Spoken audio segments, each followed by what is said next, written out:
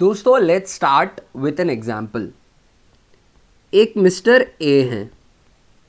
Mister A को एक product manufacture करना है, बेचना है। उस प्रोडक्ट का नाम है एक्स। इस प्रोडक्ट एक्स की एक यूनिट बनाने के लिए मान लीजिए कि एक इनपुट लगता है, एक रॉ मटेरियल लगता है इसको बनाने के लिए। Let's call that raw material Y. Product X की एक यूनिट बनाने के लिए रॉ मटेरियल वाई लगता है, पर रॉ मटेरियल वाई की ना 2 यूनिट्स लगती हैं। मिस्टर ए है, मिस्टर ए को प्रोडक्ट एक्स बनाना है। प्रोडक्ट एक्स को बनाने के लिए 2 units, 1 unit of product X requires 2 units of raw material Y.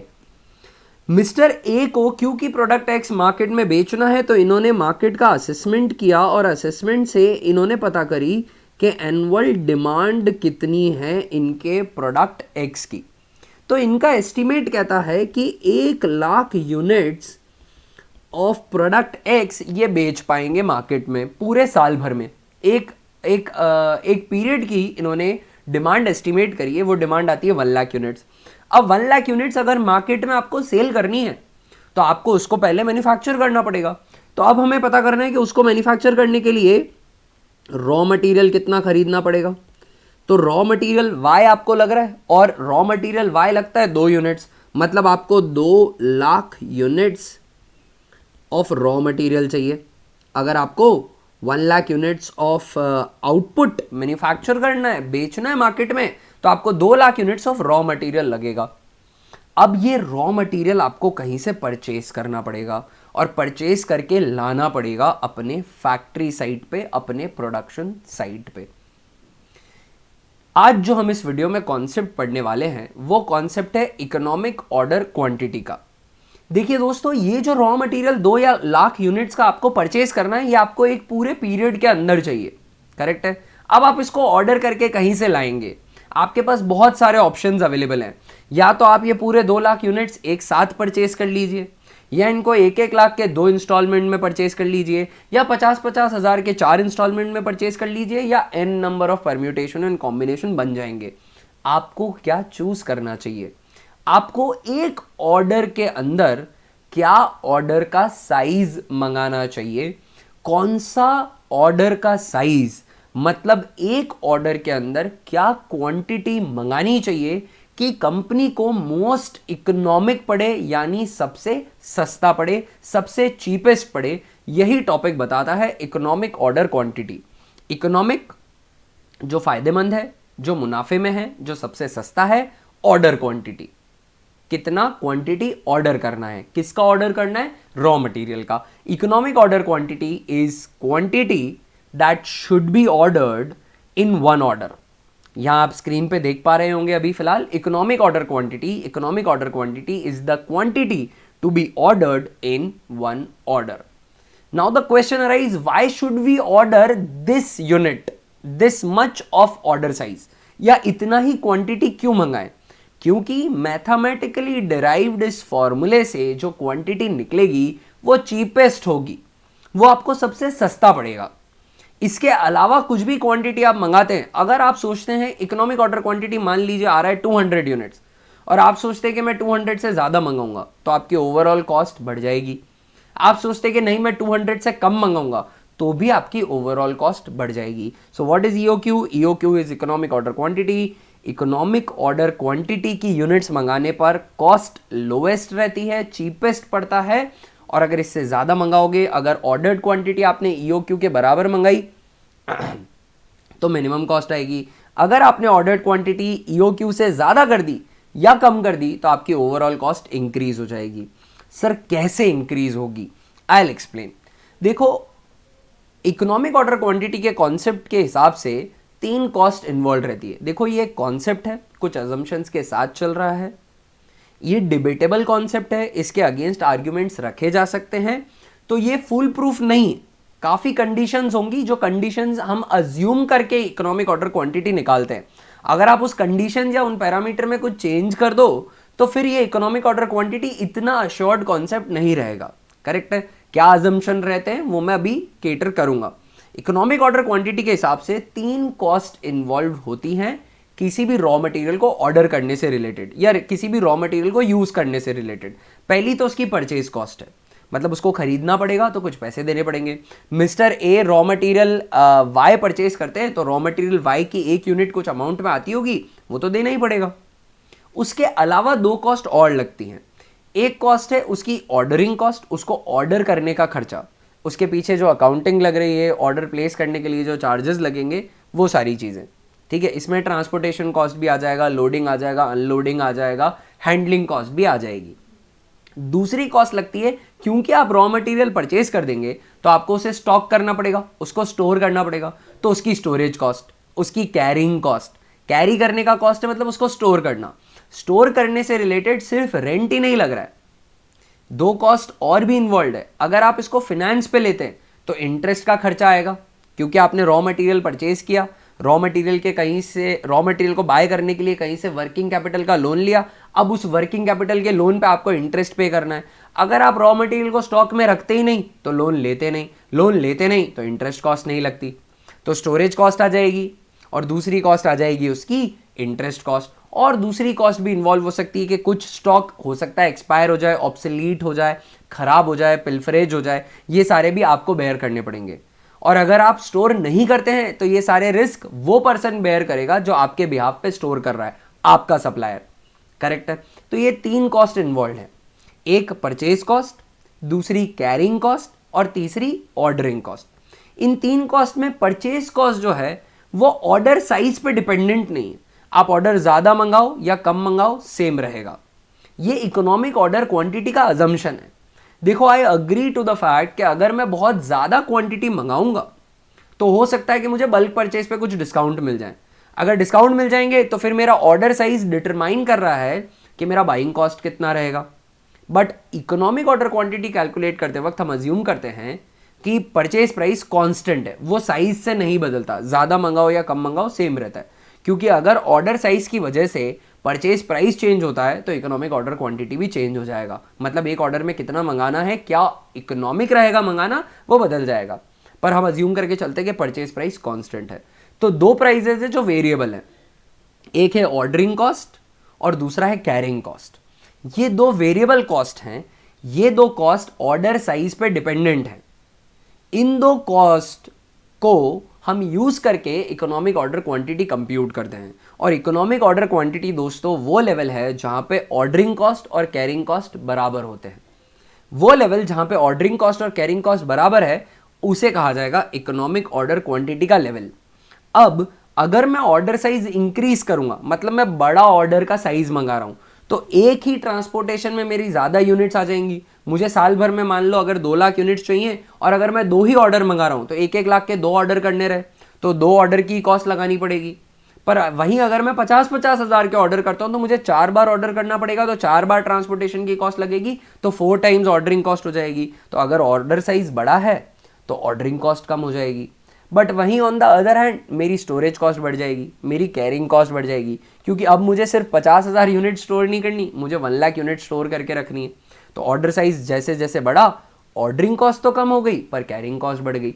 वहीं ऑन दी अदर हैंड अगर मैं ऑर्डर साइज रिड्यूस कर देता हूँ, मैं 50,000 यूनिट ही मंगा रहा हूँ, मेरी एनुअल रिक्वायरमेंट है 2 lakh units of raw material और मैं 50,000 के 4 ऑर्डर्स प्लेस कर रहा हूँ।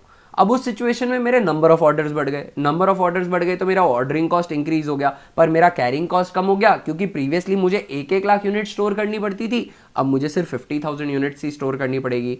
तो ऑप्टिमम लेवल कौन सा रीच होगा? ऑप्टिमम लेवल तब रीच होगा जब ऑर्डरिंग कॉस्ट और कैरिंग कॉस्ट बराबर आ रही है। वो लेवल जो है वो इकोनॉमिक ऑर्डर क्वांटिटी का लेवल हो जाएगा, जैसा कि मैंने भी कहा। तो बेस्ट कहाँ रहेगा? ये बेस्ट रहेगा इकोनॉमिक ऑर्डर क्वांटिटी में, क्योंकि वहां पर टोटल ऑर्डरिंग कॉस्ट और टोटल कैरिंग कॉस्ट बराबर होती है। ये रहा दोस्तों इकोनॉमिक ऑर्डर क्वांटिटी का कॉन्सेप्ट। इकोनॉमिक ऑर्डर क्वांटिटी का कॉन्सेप्ट क्या बताता है कि एक ऑर्डर में कितनी यूनिट्स आपको मंगानी है। इकोनॉमिक ऑर्डर क्वांटिटी आप मंगाओगे तो आपको चीपेस्ट पड़ेगा, लोएस्ट कॉस्ट पड़ेगी। इकोनॉमिक ऑर्डर क्वांटिटी पे टोटल कैरिंग कॉस्ट और total ordering cost same amount की रहती है। और इकोनॉमिक ऑर्डर क्वांटिटी कैसे कैलकुलेट किया जाता है उसके लिए उसके लिए हमें एक फॉर्मूला अप्लाई करना पड़ेगा। तो let's understand the formula with an example. मान लीजिए कि एनुअल क्वांटिटी जो मुझे चाहिए रॉ मटेरियल की वो है 1 लाख यूनिट्स, करेक्ट है। नंबर ऑफ ऑर्डर्स जो करने हैं मुझे 10 ऑर्डर करने हैं, ठीक है, नंबर ऑफ ऑर्डर जो है वो 10 ऑर्डर करने हैं, करेक्ट है। अब इकोनॉमिक ऑर्डर क्वांटिटी जो निकल के आई एक्चुअली वो आई 10,000 यूनिट्स की। 1,00,000 यूनिट मेरी एनुअल क्वांटिटी है और इकोनॉमिक ऑर्डर क्वांटिटी कितनी आई है, 10,000 यूनिट्स की आई है। अगर इकोनॉमिक ऑर्डर क्वांटिटी मेरी 10,000 यूनिट्स की है, मतलब मुझे एक ऑर्डर में 10,000 मंगाना है, मैंने फॉर्मूला लगा के पहले से कैलकुलेट कर लिया कि इकोनॉमिक ऑर्डर क्वांटिटी कितना है, वो है 10,000 का। अब मुझे साल भर में 1,00,000 मंगाना है, करेक्ट है, और एक बार में मुझे कितना मंगाना है, एक बार में मुझे 10,000 मंगाना है। तो मुझे ऑर्डर कितने करने पड़ेंगे, very simple, number of orders. Sir आपको साल भर में 1,00,000 चाहिए और एक बार में आप 10,000 यूनिट्स मंगाते हो, तो साल भर में आपको 10 ऑर्डर करने पड़ेंगे, 10,000 के 10 ऑर्डर, तो साल भर में आपका 1,00,000 का रॉ मटेरियल का डिमांड जो है, रॉ मटेरियल का रिक्वायरमेंट जो है वो आ जाएगा। अब अगर आप ऐसा सोचते हैं कि मैं नंबर ऑफ ऑर्डर 10 नहीं 15 करूंगा तो आपकी कॉस्ट बढ़ जाएगी, और अगर आप ऐसा सोचते हैं कि नंबर ऑफ ऑर्डर्स में 10 नहीं 10 से कम 5 करूंगा तो भी आपकी कॉस्ट बढ़ जाएगी। आपको ऑर्डर 10 करने हैं, 10 पे आपकी मिनिमम कॉस्ट आएगी। अगर आप नंबर ऑफ ऑर्डर्स इंक्रीज कर देते हो ईओक्यू से या रिड्यूस कर देते हो ईओक्यू से, दोनों ही सिचुएशंस में आपकी कॉस्ट बढ़ जाएगी। ईओक्यू कैसे निकाला जाता है दोस्तों, ईओक्यू का फॉर्मूला है 2AO अपॉन C का स्क्वायर रूट। दोस्तों आप अपनी टेक्स्ट बुक में पढ़कर इन वेरिएबल्स को किसी अलग वर्ड से डिनोट करके ये मत सोचना कि मैं फॉर्मूला गलत बता रहा हूं, जल्दबाजी मत करना कि कमेंट सेक्शन में आप लिखना चालू कर दो कि गलत फॉर्मूला सिखा रहे हो सर, बुक में तो ये दे रखा है। बुक में उन वेरिएबल्स को किसी अलग अल्फाबेट से डिनोट किया गया है, मैंने वो अल्फाबेट्स लिए जिससे उनको याद रखना आसान हो। ये फॉर्मूला 100% एक्सेप्टेबल है और इस फॉर्मूले को लिखने के मार्क्स भी मिलेंगे। मेरा सजेशन ये रहेगा कि आप फॉर्मूला मेंशन करें तो बाद में नीचे बता भी दे कि ए क्या रिप्रेजेंट करता है, ओ क्या रिप्रेजेंट करता है और सी क्या रिप्रेजेंट करता है। इकोनॉमिक ऑर्डर क्वांटिटी निकालने का फॉर्मूला क्या है दोस्तों, 2AO अपॉन C, और इसका आपको स्क्वायर रूट भी करना है। यहां पे 2 ये तो ऑफकोर्स एक कांस्टेंट है 2। अब A क्या है, ए है annual consumption of raw material. Annual consumption of output नहीं चाहिए, एनुअल कंजम्पशन ऑफ इनपुट चाहिए। मतलब अगर मैं 1,00,000 यूनिट ऑफ एक्स बनाता हूं और उसको बनाने के लिए 2,00,000 यूनिट्स ऑफ वाई लगता है, तो यहां पर ए की जगह मुझे 2,00,000 लिखना है और यूनिट्स लिखना है, अमाउंट नहीं चाहिए मुझे उसका। मुझे क्या चाहिए, उसका यूनिट्स।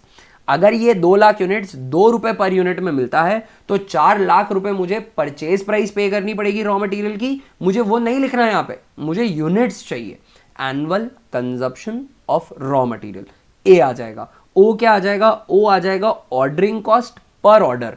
एक ऑर्डर को मंगाने की ऑर्डरिंग कॉस्ट क्या होती है, वो ओ हो जाएगा ऑफ 1 ऑर्डर। अब उस ऑर्डर में कितनी भी यूनिट्स आ रही हो, ईओक्यू का अजम्पशन रहता है कि ऑर्डर साइज से ऑर्डरिंग कॉस्ट इंपैक्ट नहीं होती, पर ऑर्डर की कॉस्ट सेम रहेगी। अब उसमें 1 यूनिट आ रही हो या 1,00,000 आ रही हो, सेम अमाउंट लगता है। ये ईओक्यू का अजम्पशन है, ठीक है ना। तो अजम्पशंस के साथ ही ईओक्यू, मैं पहले ही बता चुका हूं, अजम्पशंस के साथ ही ईओक्यू कॉन्सेप्ट है। अजम्पशंस को बदलोगे तो ईओक्यू का कॉन्सेप्ट काम नहीं करता। तो ओ क्या हो जाएगी, ordering cost per order. C is carrying cost यानी कि स्टोरेज कॉस्ट पर यूनिट, एक यूनिट की पर एनम, पूरे साल की। तो सी क्या लेना है आपको, एक यूनिट की स्टोरेज कॉस्ट लेनी है, पूरे साल की लेनी है। तो C is carrying cost per unit per annum, correct बात है। इनमें से कोई भी फिगर इस टर्म्स में नहीं दे रखा हो, मान लीजिए मंथली दे रखा है, मान लीजिए ऑर्डरिंग कॉस्ट जो है वो पर ऑर्डर नहीं दे रखी, तो आपको पहले इनको इन टर्म्स में लाना है, पर ऑर्डर लाना है। Annual consumption of raw material नहीं दे रखा है, एनुअल डिमांड ऑफ आउटपुट दे रखा है, तो आप पता करिएगा कि इस डिमांड को फुलफिल करने के लिए कितना इनपुट लगेगा। फिर उसको annual requirement of raw material, annual consumption of raw material निकालिएगा और फिर इस फॉर्मूला में पुट करिएगा। स्क्वायर रूट लेना है, वो सिंपल सा है, हम सीख लेंगे। अगर आप इसको 12th स्टैंडर्ड के लेवल पे कर रहे हैं इकोनॉमिक ऑर्डर क्वांटिटी को एंटरप्रेन्योरशिप सब्जेक्ट के लिए, तो वहाँ पर ना आपका स्क्वायर रूट परफेक्ट स्क्वायर ही दे रखा होगा आपको मोस्टली, तो आप इजीली कैलकुलेट कर पाएंगे। और नहीं तो अगर आप प्रोफेशनल बैचेस में हैं तो आपके पास कैलकुलेटर रहेगा, तो स्क्वायर रूट निकालना तो कोई बड़ा टास्क है ही नहीं, ठीक है। चलिए दोस्तों कुछ एग्जाम्पल्स करते हैं, कुछ क्वेश्चंस करते हैं, इस कॉन्सेप्ट को और अच्छे से समझते हैं। क्वेश्चन के बाद आपको बहुत अच्छे से एक कॉन्सेप्ट क्लियर हो जाएगा। क्वेश्चन देखिएगा, सीबीएसई एग्जाम में आया हुआ क्वेश्चन है। Pankaj N entrepreneur started a new website Sevo Electricity to sell LED bulbs. In the first year he sold 2,400 bulbs at the rate of 100 each. देखिए जो एनुअल सेल्स है, करेक्ट है, वो हमें बता रखी है 2400 बल्ब्स की है, ठीक है, और इसकी जो सेलिंग प्राइस है वो भी बता रखी है। सेलिंग प्राइस कितनी है? सेलिंग प्राइस दे रखी है 100 पर bulb. His cost of placing an order and receiving the bulbs is 500 पर ऑर्डर। तो ये ऑर्डरिंग कॉस्ट पर ऑर्डर दे दी मेरे को, ऑर्डरिंग कॉस्ट दे रखी है दोस्तों, और पर ऑर्डर भी दे रखी है, जैसा कि मुझे फॉर्मूला में रिक्वायर्ड है, O is ordering cost per order, और एग्जैक्टली मुझे जो रिक्वायर्ड है वही दे रखा है। आप मोस्टली नोटिस करेंगे जो फॉर्मूले में आपको चीज़ें इनपुट्स रिक्वायर्ड है वो एग्जैक्टली वैसे के वैसे दे रखे होंगे। आगे इन्होंने बता रखा है if the economic order quantity is 200 bulbs. Interestingly EOQ तो हमें पहले से ही बता दिया, ईओक्यू कितना है? 200 बल्ब्स है। क्या मिसिंग है इसमें? हमें सी मिसिंग है, कैरिंग कॉस्ट मिसिंग है। Find out the inventory holding cost. Holding cost, storage cost, carrying cost, one and the same thing. Hold करना मतलब स्टोर करना, उसकी कितनी कॉस्ट लगेगी, तो सी जो है ना वो मिसिंग है। Carrying cost per unit per annum missing है। देखिए दोस्तों, we know that economic order quantity is equal to 2AO upon C का स्क्वायर रूट। ये इकोनॉमिक ऑर्डर क्वांटिटी का फॉर्मूला होता है। अब इसके अंदर 2 कितना है? 2 तो कांस्टेंट है boss. A annual demand of raw material, annual consumption of raw material चाहिए। यहां पे मुझे ऐसा बोला हुआ है कि इन्होंने 2400 बल्ब्स बेचे, तो मैं ये अज्यूम करता हूं कि ये 2400 बल्ब्स खरीदे और बेच दिए, प्रोडक्शन नहीं करते हम। तो मेरा इनपुट क्या हुआ? बल्ब ही इनपुट हुआ, उस पर थोड़ा मार्जिन ऐड कर देता हूँ। 100 रुपये में बेच रहा हूँ तो मेरे ख्याल से 50-60 रुपये में मैं परचेस करता हूँ फॉर एग्जाम्पल। तो बीच में मार्जिन निकल आता है, वहाँ से हम प्रॉफिट मेकिंग कर लेते हैं। वो हमारा वैसे भी यहाँ सब्जेक्ट मैटर है नहीं, हम तो इतना पता कर रहे हैं कि annual consumption of raw material कितना होगा, तो वही रॉ मटेरियल होगा जो मेरा एनुअल सेल्स है ना। तो 2400 के बल्ब मेरे को खरीदने पड़ते होंगे पूरे साल में, into ordering cost per order दोस्तों बता रखा है 500 रुपीज़ का। सी जो है वो मिसिंग है, carrying cost per unit per annum missing है, और स्क्वायर रूट इसका करना है। और इकोनॉमिक ऑर्डर क्वांटिटी जो होती है वो मुझे पहले से बता रखी है, वो कितनी है? 200 बल्ब है। ईओक्यू क्या है? 200 का। Now we need to solve this thing. Very simple. सबसे पहले तो LHS में स्क्वायर है ना, और स्क्वायर रूट है, और राइट हैंड साइड जो है वो नॉर्मल फिगर है। तो इसको सिंप्लीफाई करने के लिए what I am doing is I am squaring both sides, squaring both sides, correct है। तो LHS में हो जाएगा, ये स्क्वायर रूट हट जाएगा, 2 into 2400 into 500 divided by C is equal to 200 का स्क्वायर कर दूंगा यहाँ पे, मतलब 200 इंटू 200 कर देंगे। 200 into 200 that's 40,000 my dear friends, correct है। Now I need to find C. तो सी के लिए सॉल्व करना है तो क्रॉस मल्टीप्लाई, सी को RHS में ले जाऊंगा और 40,000 नीचे ले आऊंगा। तो बेसिकली मेरी इक्वेशन बन जाएगी C is equal to 2 into 2400 into 500 divided by 40,000 divided by 40,000। So 2 into 2400 into 500 divided by 40,000। तो सी जो आता है वो आता है 60 रुपीज़ की होल्डिंग कॉस्ट है, कैरिंग कॉस्ट है, और क्योंकि फॉर्मूले में सी पर यूनिट पर एनम होता है तो ये 60 rupees holding cost per unit per annum है। यही हमसे मांगा गया था and that's our final answer. Correct है दोस्तों, that's how we calculate this. तो आई होप आपको इकोनॉमिक ऑर्डर क्वांटिटी का थोड़ा आइडिया लगा होगा और किस तरीके से अगर कुछ मिसिंग फिगर होता है तो उसको कैलकुलेट करते हैं। इसको और क्लैरिफाई करने के लिए मैं कुछ और क्वेश्चंस करवा रहा हूँ यहाँ पे। तो नेक्स्ट क्वेश्चन देखिएगा। Jalad ji an entrepreneur started a new website fashionable shirts to sell ready-made shirts. In the first year he sold 1200 shirts at the rate of 500 each. ठीक है बॉस, तो 1200 की एनुअल सेल्स है और 500 रुपये इसकी परचेज प्राइस है। मुझे परचेज प्राइस फॉर्मूले में चाहिए ही नहीं, मुझे चाहिए annual demand of raw material, annual consumption of raw material, ordering cost per order, carrying cost per unit per annum, मुझे ये चीज़ें चाहिए। His cost of placing an order and receiving shirts is 1। तो हमको ना यहाँ पे his cost of placing and receiving N order बता रखा है 1000 पर ऑर्डर, तो मुझे ओ दे रखा है। ओ कितना दे रखा है? 1000, और मुझे ऑर्डरिंग कॉस्ट पर ऑर्डर चाहिए और डायरेक्टली वही दे रखी, ठीक है। फिर आगे लिखा हुआ है इकोनॉमिक ऑर्डर क्वांटिटी बता रखा है, EOQ कितना है, 200 शर्ट का है, ठीक है। और uh in the absence of information I would assume कि ये जो शर्ट्स हैं ये बने बनाए शर्ट्स हम खरीदते और बेचते हैं, मतलब 1200 शर्ट बेचे यानी 1200 शर्ट खरीदने भी पड़े होंगे, तो ए क्या हो गया, 1200 हो गया। जब तक इनपुट और आउटपुट के बीच में कोई रिलेशनशिप नहीं दिया है, आप आउटपुट को ही इनपुट अज्यूम कर लेना, ठीक है ना। अगर आपको annual consumption of raw material नहीं दिया है तो एनुअल डिमांड या एनुअल सेल्स ही आपका annual consumption of raw material भी हो जाएगा, करेक्ट है। अब तो अब हम बस EOQ का फॉर्मूला लगा देते हैं, EOQ is equal to 2AO upon C का square root, right.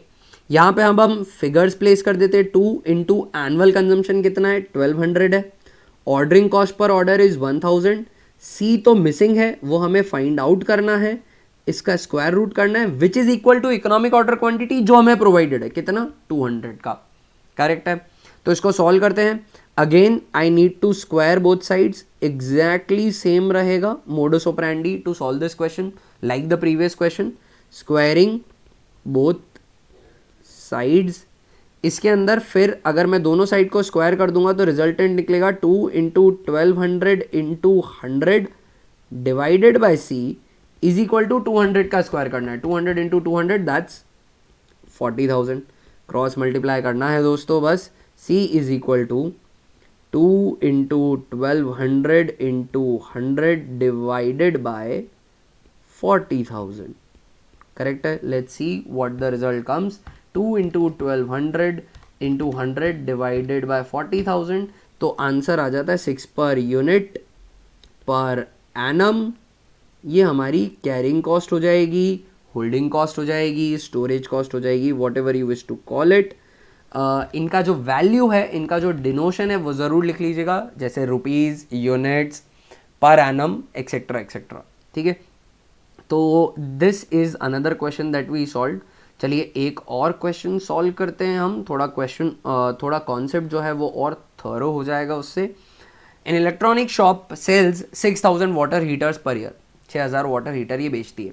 The demand is uniform throughout the year, पूरे साल में यूनिफॉर्म डिमांड रहती है, मतलब मैं पूरे साल भर में 6000 यूनिट को इक्वली स्कैटर्ड वे में बेचता हूँ। Purchase cost per water heater is 120 में हम इस वाटर हीटर को खरीदते हैं। Holding cost per annum is 20% of purchase cost. आपको holding cost, carrying cost, storage cost as a percentage अगर कभी दे रखा हो तो वो परसेंटेज आपको परचेज प्राइस पे अप्लाई कर देना है, परचेज कॉस्ट पे अप्लाई कर देना है। यहाँ पे तो स्पेसिफाई कर रखा है कि वो परचेज कॉस्ट का है, अगर स्पेसिफाइड नहीं भी हो तो आपको परचेज कॉस्ट पे अप्लाई कर देना है। तो मेरे को यहाँ पे मांगा क्या है, सबसे पहले देखिए, सबसे लास्ट में क्या है, इकोनॉमिक ऑर्डर क्वांटिटी कैलकुलेट करनी है। तो EOQ is equal to 2AO upon C, ये फॉर्मूला होता है और इसका स्क्वायर रूट करना है। यहाँ पे A होता है annual consumption of raw material, O होता है ऑर्डरिंग कॉस्ट पर ऑर्डर और C होता है carrying cost per unit per annum. 2 into annual consumption of raw material, water heater दे रखा है और क्वेश्चन में कहीं पे भी स्पेसिफाई नहीं कर रखा कि इस वाटर हीटर को बनाने के लिए रॉ मटेरियल कितना लगता है। तो अगेन मैं अज्यूम करूंगा कि मैं तो रिटेलर हूं, बने बनाया वाटर हीटर पॉइंट A से खरीदता हूं और फिर उसको बेच देता हूं। तो मेरे को साल भर में 6000 वाटर हीटर ही परचेज करने पड़ेंगे, मेरा रॉ मटेरियल यही है, यही मेरा इनपुट है। इनटू O चाहिए ऑर्डरिंग कॉस्ट पर ऑर्डर, देखिए दे रखा है आगे, ऑर्डरिंग कॉस्ट इज 500 पर ऑर्डर, स्ट्रेट फॉरवर्ड डायरेक्टली दे रखा है, तो 500 रुपये का ऑर्डरिंग कॉस्ट पर ऑर्डर हो गया। डिवाइड करना है इसको दोस्तों C से, C जो है ना वो परसेंटेज में मेंशन्ड है, C कह रखा है 20% of purchase cost. Purchase cost मुझे बता रखी है, क्वेश्चन के अंदर ही बता रखी है, देखिए परचेज कॉस्ट जो है वो है 120 रुपीज़ की। तो आपको कुछ भी नहीं करना है, 120 का 20% कर लेना है बस, ठीक है ना। तो 24 क्या आ गई, carrying cost per unit per annum आ गई, होल्डिंग कॉस्ट आ गई, ठीक है। तो एक यूनिट का है 120 और 20% परचेज कॉस्ट दे रखा है, पर एनम दे रखा है, तो ये 24 पर यूनिट पर एनम क्या हो गई, कैरिंग कॉस्ट हो गई। अब इसका स्क्वायर करना है बस, that is it. So 2 into 6000 into 500 divided by 24, so that gives me 2,50,000, that gives me what, 2,50,000, ये स्क्वायर रूट में है। अब जिन बच्चों के पास अभी कैलकुलेटर इन एक्सेस नहीं है फॉर देयर एग्जामिनेशन, उनको 2,50,000 का स्क्वायर करना है। 2,50,000 का square I tell you you write it this way, 25 into 100 and into 100. मैंने थोड़ा इसको सिंप्लीफाइड मैनर में लिख दिया. अभी भी मुझे स्क्वायर तो करना ही है. अब मैं इंडिविजुअली कर लूँगा. 25 दे रखा है, 25 is square of 5, 100 is square of 10 and this is also square of 10.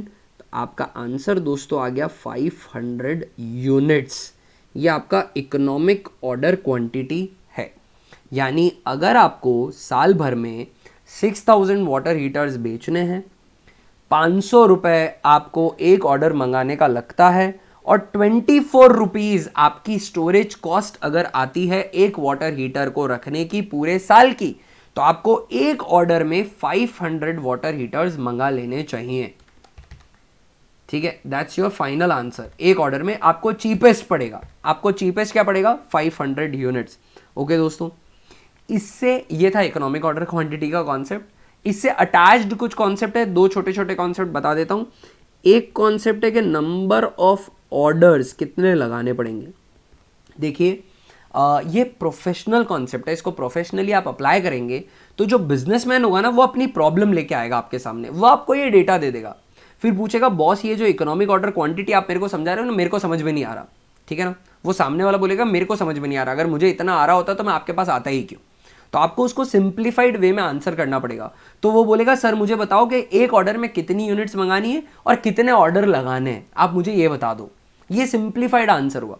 आप उसको ये समझाने जाओगे 2AO स्क्वायर रूट, वो आपको छोड़ के चला जाएगा, कोई दूसरा प्रोफेशनल हायर कर लेगा कंसल्ट के लिए. करेक्ट है. तो now 500 units are to be ordered in one order. हमें एक सवाल पूछा गया है कि साल भर में कितने ऑर्डर लगाए जाए. बहुत सिंपल है दोस्तों, नंबर ऑफ ऑर्डर निकालना है तो annual consumption of raw material आप न्यूमरेटर में ले लीजिए और इकोनॉमिक ऑर्डर क्वांटिटी डिनोमिनेटर में ले लीजिए. क्या कॉन्सेप्ट है इसके पीछे? 6000 यूनिट्स ऑफ वाटर हीटर साल भर में मंगाने हैं और एक बार में मुझे कितने मंगा सकता हूं मैं? 1000 में मैं 500 मंगाऊंगा. एक बार में मैं कितने मंगाऊंगा? 500. वाई? क्योंकि 500 चीपेस्ट पड़ता है. करेक्ट है. तो आपको साल भर में 12 ऑर्डर करने हैं boss. 12 orders you need to place in the whole year.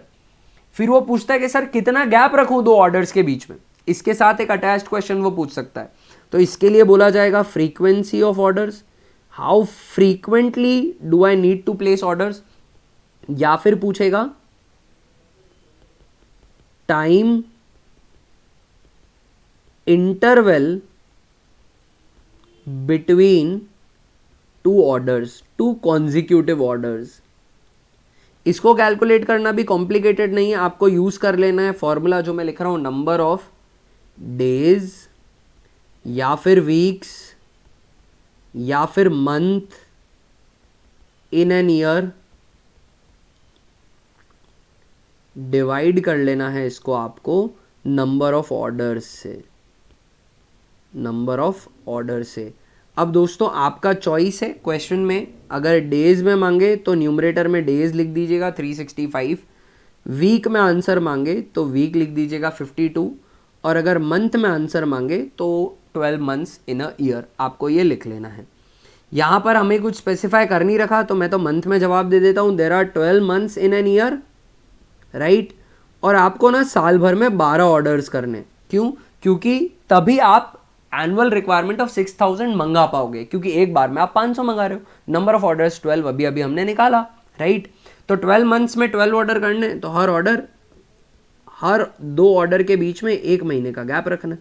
Monthly order करना है. अब आपको एंटरप्रेन्योर को या आपके क्लाइंट को सिंपली ये बताना है कि हर महीने ऑर्डर करो boss.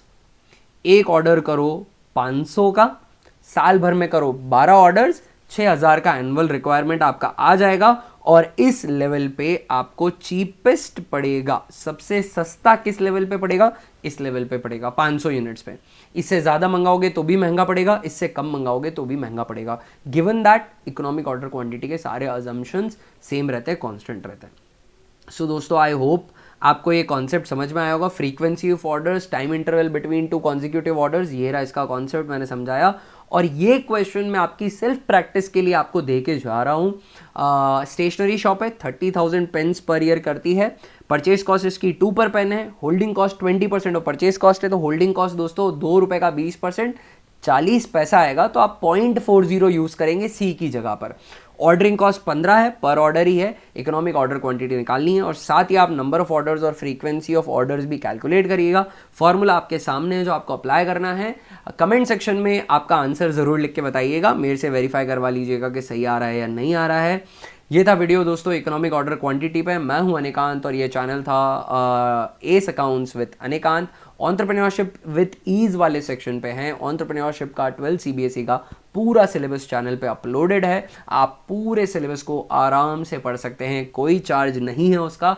All you need to do is like every video that you watch, share the channel with your friends, colleagues. Comment section में बताइएगा कि चैनल को और किस तरीके से मैं इंप्रूव कर सकता हूँ। सब्सक्राइब वाला बटन नहीं दबाया तो फटाफट से दबा देना और stay subscribed even after your exams. मैं क्वालिटी कंटेंट अपलोड करता रहूँगा, मेरी पूरी कोशिश रहेगी। चैनल को आप किसी भी तरीके से सपोर्ट करना चाहते हैं तो डिस्क्रिप्शन में आपको कुछ लिंक्स मिल जाएंगे। I would be very helpful for any support that you show to the channel. And दोस्तों अगले वीडियो में मिलते हैं, तब तक के लिए बाय। मैं विश करता हूँ आपका आज का दिन बहुत ही बढ़िया निकले and all the best for your exams. Bye everyone.